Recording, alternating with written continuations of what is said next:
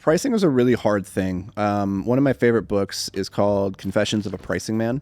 And it's about this guy back in like the 60s, 70s, 80s who was the king of pricing models. And what's really interesting is there's a lot of different ways companies use to determine pricing. None of them are particularly good. None of them. Well, not really. They'll at the most beginner level, like sub 10 million, we'll say. As you get bigger and you get more sophisticated, businesses can have more sophisticated understanding of their pricing models. But still, for the most part, pricing is one of those things that either occurs in like one of two ways, which is somebody threw a dart at a board and said, that sounds about right. They figured out what the cost of goods were and they just slapped on a margin because they thought that sounds about right. Because people said, oh, 30% margins, therefore my cost of goods is this. Therefore, that means that it will be priced this, right? Or, I'm sorry, not one of two ways, but one of three ways. The third way is just going, well, this is what the competitors do. So this is what we'll do, right? And none of those are good because the competitor was probably pricing based off of somebody else or one of those other two models, which was either the dart at the wall or the goods that they with a margin on top of it. But you don't actually know what the true price is, the best price of the object is, unless you test it. That's the only way to know. And most people don't do that.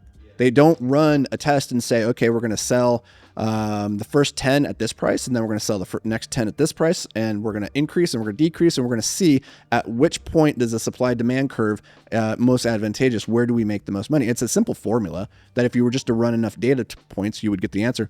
The reason people don't do it, though, is because, one, the psychology of pricing is very uncomfortable for a lot of entrepreneurs, especially somebody that's just doing 1.7 in revenue, but 100,000 in profit.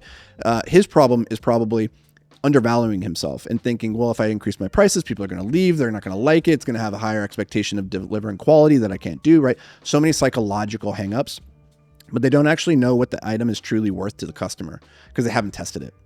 And so they pick the number and they're selling the number, but at 10% margin, which is, or not even 10, about 10% is, no, it's like, if you're at 1.7, that's probably like a 6-7% margin. So it's terrible, right? In that instance, it's like, you would be better off raising your prices. Like Alex is saying there, raise it, 6%, you said every month or something. That's an arbitrary number. Really, the idea is raise the price until you start reaching a certain level of no's. And that's what you have to figure out is there comes a point where it's like, okay, if you get to, in general rule of thumb within like most product info products would be like 30 to 40% conversion rate. Yeah. So if you're getting on sales calls with people and you're getting a 30 to 40% conversion rate, and that's your salespeople, not you as the owner, then that's pretty good. You're probably in the right range for that price. And there's, again, the formula behind that says, okay, if you're just converting 30 to 40% of people and you're at that's the price that it can sustain, you're better off at that rather than lowering your price and converting 70%, right? Like depending on like how much that price has to come down.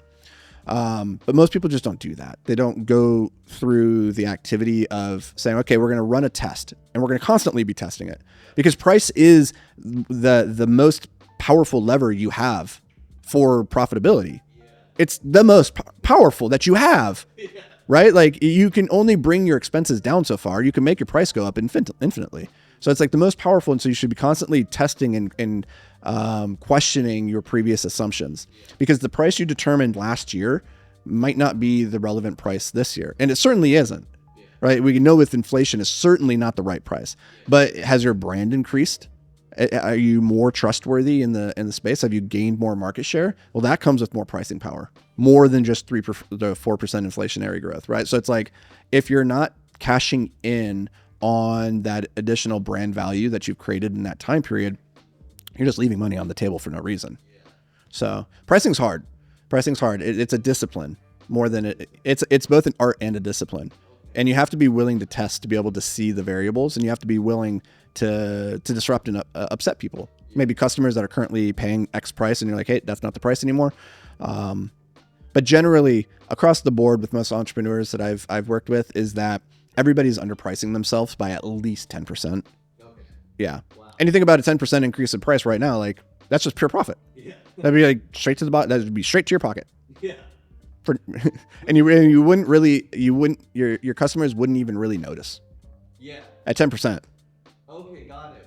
Right. Like because like right now, if you're selling a widget at $100, like Are they really, how many more are going to say no to 110?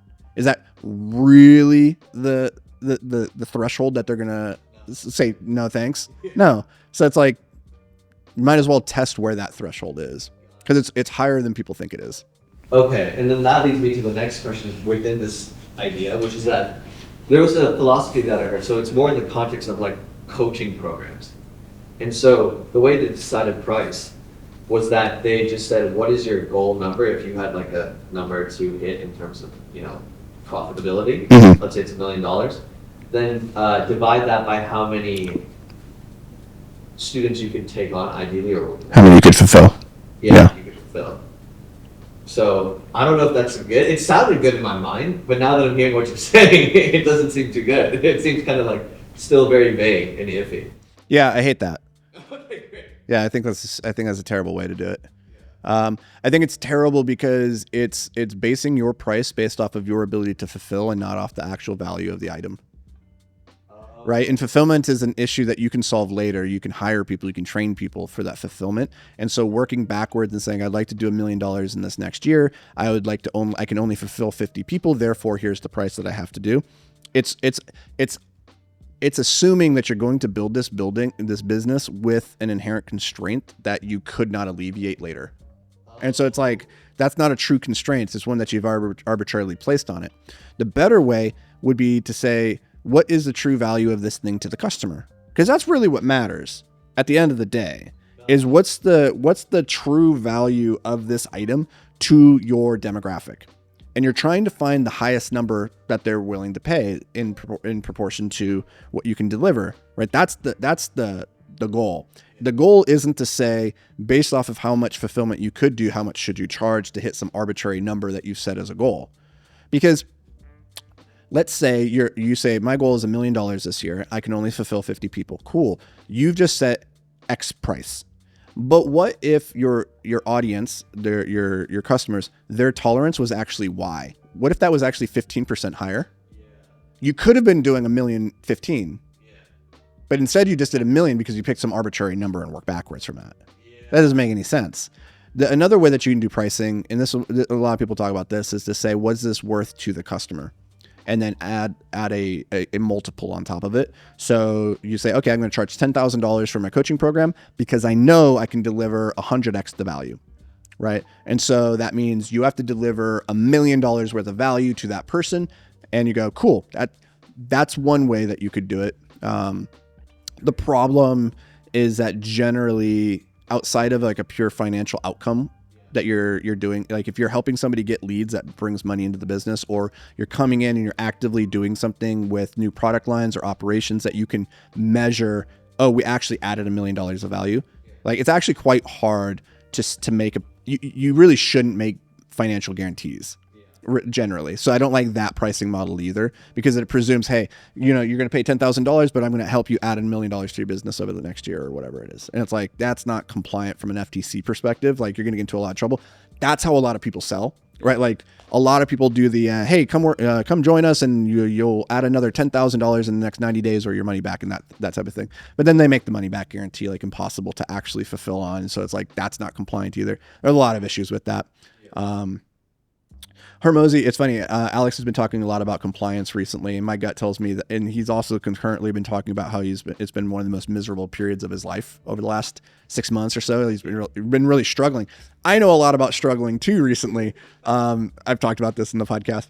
My guess is that he's maybe made some claims in the past with, some other, not with acquisitions.com, but with maybe Gym Launch or one of the other businesses that he's now associated with. My guess is that they got into some FTC compliance issues, and so he's become a master. Like, he's really learning it. Not because I think he's shady by any means. I hold Alex in the highest respect. But I don't think I've seen him talk about it. But if I had to connect some dots, I'm going to say those are the two dots I'm going to connect right now, and we'll probably hear about it at some point in his content.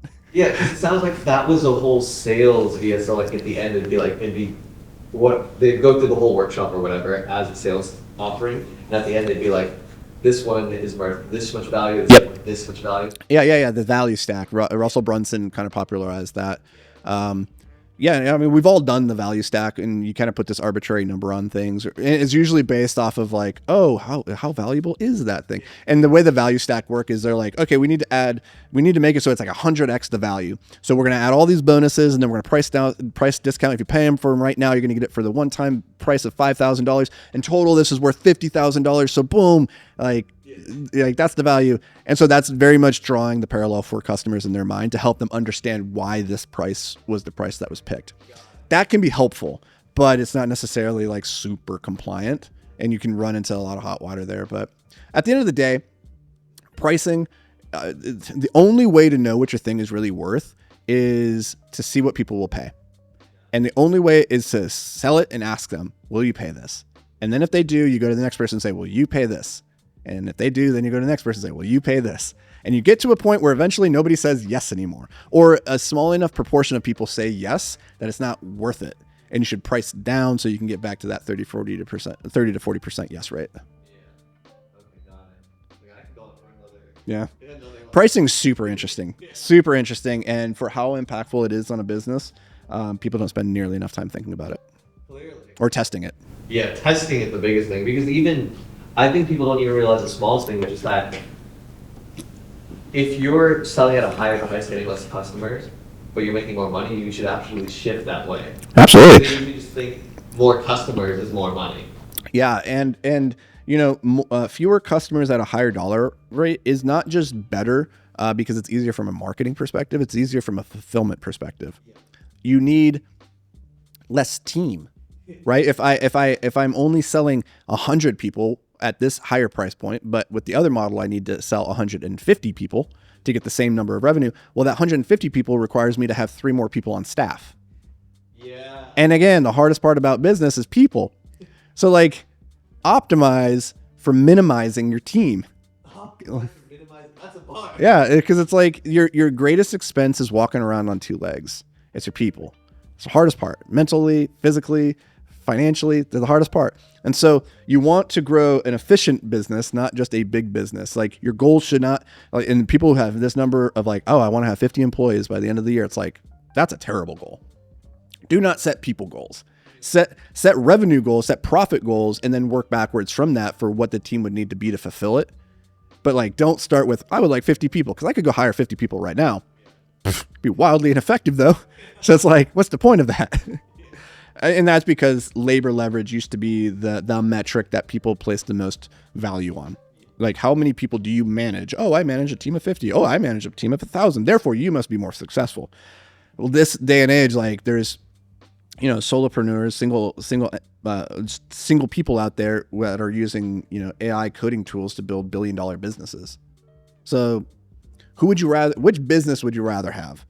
A business that's doing $1 billion in revenue with only 1 employee, or a $1 billion business that has like 10,000 employees? I'll tell you which one I want.